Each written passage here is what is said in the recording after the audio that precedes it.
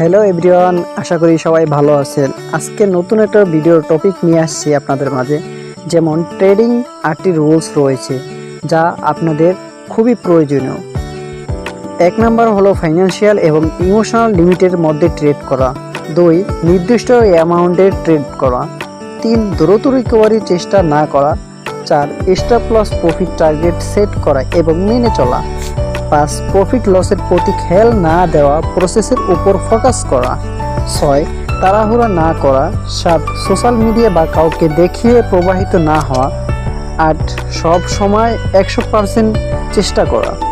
এইগুলো যদি আপনি মেনে চলতে পারেন তাহলে মার্কেট থেকে প্রফিট করা থেকে আপনাকে কেউ আটকাতে পারবে না এবং নিজের সর্বোচ্চ চেষ্টা করতে হবে, প্রচুর লার্নিং করতে হবে এবং অবশ্যই মানি ম্যানেজমেন্ট এবং রিস্ক ম্যানেজমেন্ট এই দিক থেকে আপনাকে খেয়াল রাখতে হবে।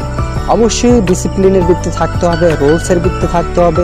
এই রুলস আপনাকে ফলো করতে হবে।